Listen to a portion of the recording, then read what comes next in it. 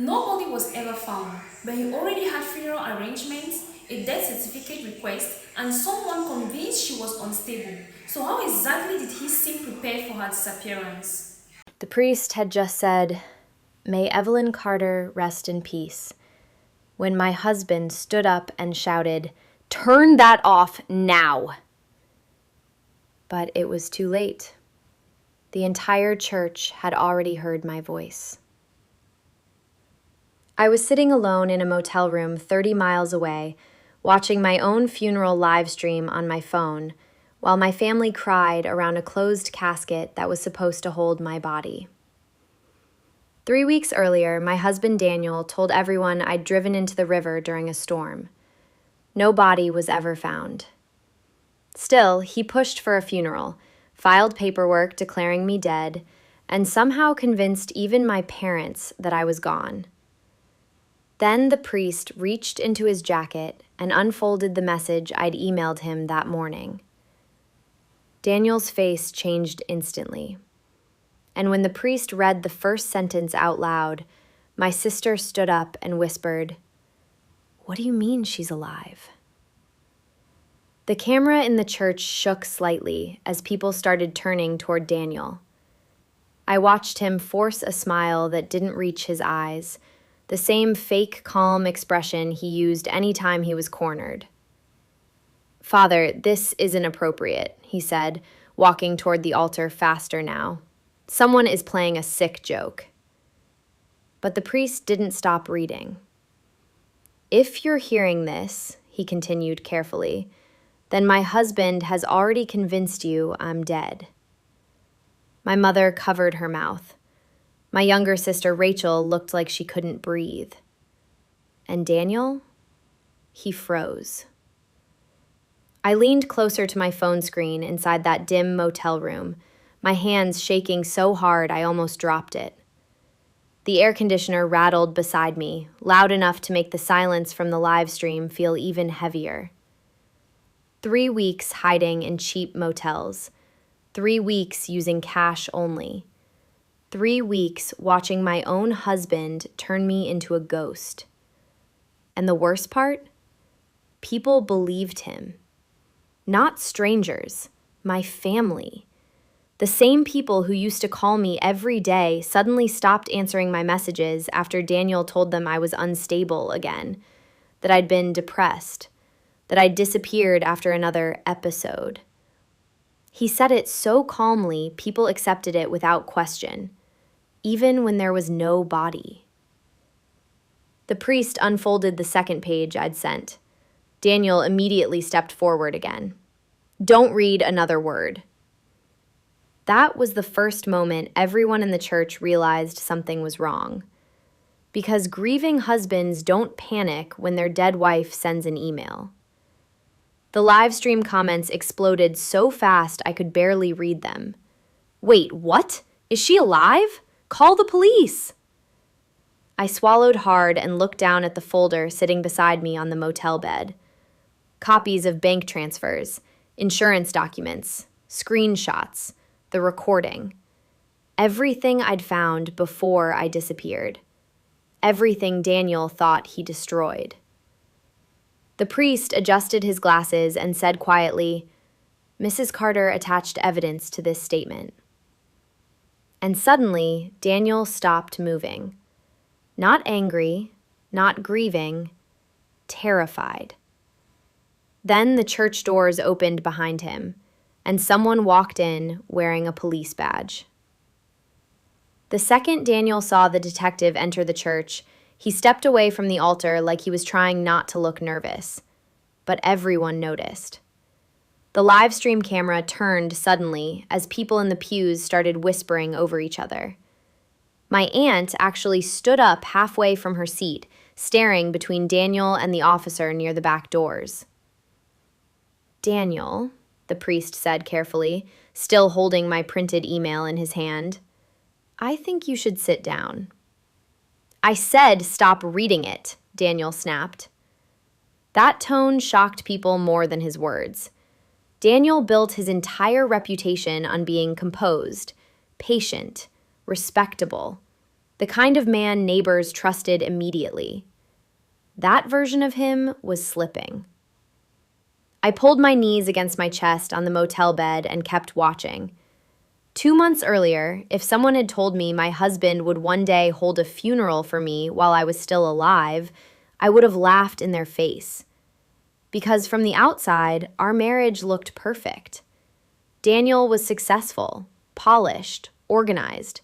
He remembered birthdays, donated at church events, sent flowers to my mother every Mother's Day. And privately, he made sure everyone thought I was fragile. It started slowly after my second miscarriage years ago. Anytime I disagreed with him publicly, he'd smile tightly and say things like, "Evelyn's been under a lot of stress lately." If I forgot something small, he'd mention my anxiety medication in front of people. If I got upset, he'd lower his voice and tell me to calm down, like I was embarrassing him. After enough years, people stopped asking me questions directly. They asked Daniel instead. Even my own family did it. Then, 6 weeks ago, I accidentally opened a letter addressed to both of us from a life insurance company. $2.4 million. I remember standing in the kitchen, rereading the number over and over while Daniel walked in carrying groceries. "Oh," he'd said casually after seeing the envelope. "That's just long-term financial planning." Something about the way he took the paper from my hands made my stomach tighten. Then things got stranger. I found emails from Daniel to a funeral home director. Not after I disappeared. Before. My chest tightened, remembering the timestamps. Days before the storm. Days before he told police I was missing. Why would someone contact a funeral home before their wife even goes missing, unless the ending was already decided? At first, I convinced myself there had to be another explanation, until the night I overheard him inside his office.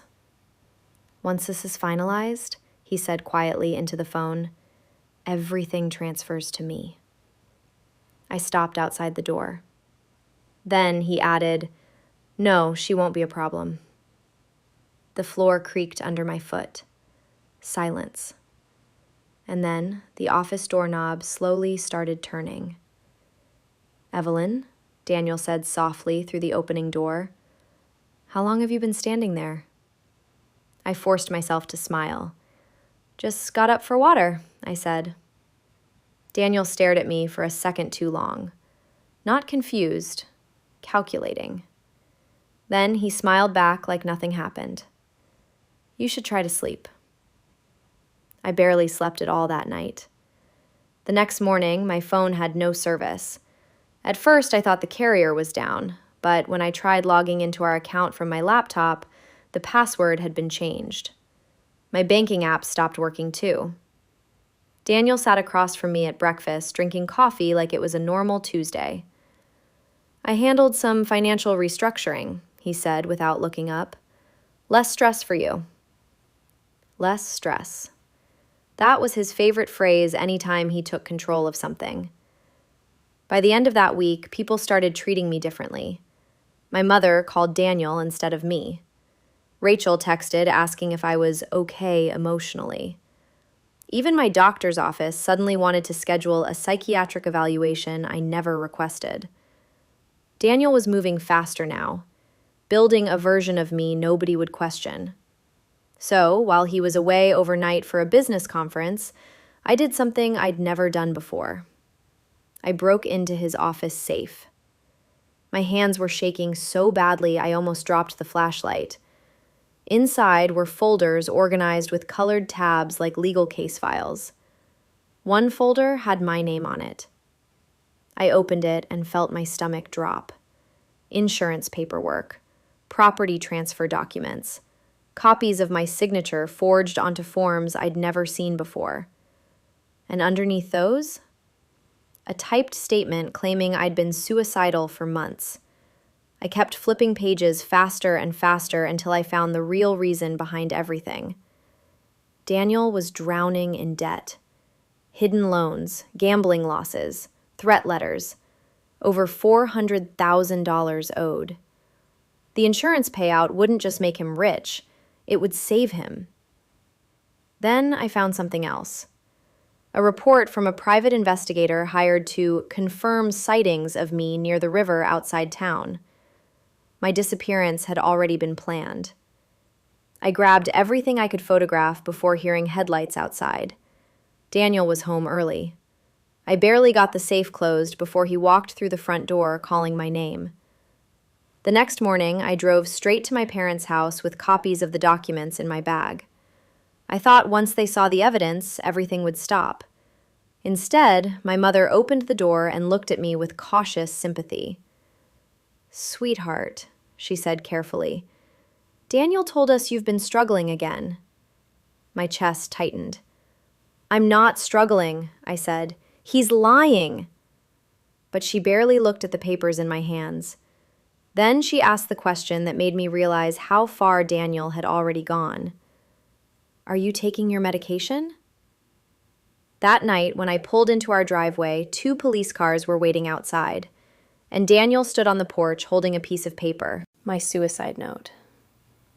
The second I saw the paper in Daniel's hand, I knew exactly what he'd done. Because parts of it were mine. Not the whole thing, not really, but certain phrases hit me instantly, like ice water. Lines from old therapy journals I'd written years earlier after my miscarriages. Private thoughts I'd trusted him enough to keep inside our home. Daniel had stitched them together into something else. A confession. One of the officers stepped toward me carefully. "Mrs. Carter, your husband said you left this note and disappeared earlier today?" "I was gone for 3 hours," I said. Daniel lowered his eyes like he was exhausted, like this was painful for him. "She hasn't been herself lately," he told them quietly. I can still remember how convincing he sounded, that calm voice, that controlled concern. The officers weren't aggressive, but I could already feel the shift happening. They weren't looking at me like a victim anymore. They were trying to decide whether I was unstable. Daniel had prepared this too well. That night, after the police left, he acted completely normal, ordered takeout, asked if I wanted tea. Meanwhile, I sat across from him, realizing I was sleeping beside someone actively building a legal story where I ended up dead. I didn't sleep at all. At 4 a.m, I packed a backpack, took the copied evidence, withdrew cash from the emergency account my grandmother left me years ago, and disappeared before sunrise. By noon, Daniel reported me missing. Within 48 hours, my face was everywhere online. "Missing woman last seen near river."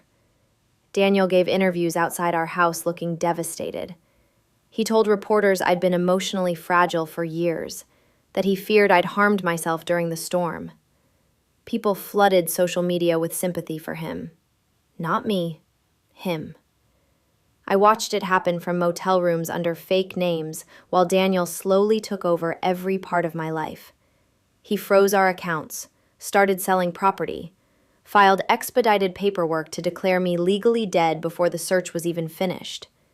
And then came the funeral announcement. Closed casket, no body, fast approval, fast payout. That was when everything finally connected.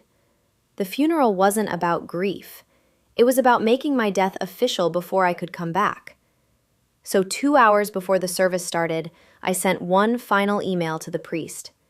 Attached were the forged signatures, the insurance policies, the debt records, and side-by-side comparisons proving Daniel built the suicide note from my journals. At the very bottom, I wrote one sentence. Ask Daniel why he ordered my death certificate before police stopped searching for my body. Back on the live stream, the priest lifted that exact page into view. Daniel stood so abruptly his chair slammed backward onto the church floor. "Stop reading that!" Nobody in the church moved after Daniel shouted. The sound of the chair hitting the floor echoed through the sanctuary, sharp enough to make several people jump. But the priest kept reading. His voice shook now. My husband filed paperwork requesting expedited legal death processing before the active search for me officially ended. A wave of whispers rolled through the pews. I watched my father slowly turn toward Daniel with a look I had never seen before. Not confusion anymore. Suspicion. Daniel took another step toward the altar. "Father, she's sick. She needs help." Then the priest read the next line. "I have attached copies of financial transfers, forged signatures, and insurance policies purchased without my consent." My mother sat down hard in the front pew. Rachel grabbed her arm, and Daniel finally lost control. "She forged those," he snapped. "She's manipulating all of you." But the priest raised another page. "There's more." I reached into my motel bag with trembling hands and pulled out the small recorder I'd listened to at least 50 times before sending the files. The same recording was already attached to the email. The priest looked toward the sound booth nervously. "Mrs. Carter included an audio file." Daniel's face drained of color. "No," he said immediately. "Do not play that." Too late. A burst of static filled the church speakers. Then Daniel's voice came through clearly. "Once she's legally dead, everything clears." The room went completely silent. Even through the live stream, I could feel the air change. Not grief anymore. Horror. The recording continued. "No, she won't be a problem." Someone in the church gasped loudly. My sister covered her mouth with both hands. My father stood up so fast his pew slammed backward. And Daniel, calm, polished Daniel, looked around the church like a man realizing there was nowhere left to run. Then the detective near the doors started walking forward. Another officer entered behind him. Daniel immediately switched tactics. "This is out of context," he said quickly. "She edited that recording." But nobody looked convinced anymore. Not after the insurance documents. Not after the forged signatures. Not after the death certificate request. The detective stopped beside him. "Mr. Carter, we need you to come with us." The live stream camera tilted wildly as people stood up all at once. My mother was crying uncontrollably now. Rachel kept repeating, "She's alive, she's alive." And for the first time in weeks, I finally believed I might survive this. Hours later, I walked into the police station myself, alive. The second I stepped through those doors, every conversation stopped. One officer actually stared at me for a full second before saying, "Mrs. Carter?" Outside, reporters were already gathering after news spread about the funeral. "Dead woman appears during own memorial service." My family arrived 20 minutes later. My mother broke down the moment she saw me. She kept apologizing over and over, saying she should have known Daniel was lying. Rachel couldn't even look me in the eyes at first. But the hardest part wasn't seeing their guilt. It was realizing how easily they believed I was gone. Daniel was charged with fraud, forgery, evidence tampering, filing false police reports, and insurance conspiracy. Investigators uncovered the gambling debts within days. His law firm suspended him immediately, and the judge who helped fast-track my death paperwork was placed under investigation too. Everything Daniel built started collapsing publicly. Months later, I moved into a small apartment across town and finalized the divorce. For the first time in years, every account, every decision, every piece of my life belonged only to me. One night, sitting alone on my balcony, I opened the saved live stream from the funeral one last time. I watched Daniel panic, watched the room realize the truth.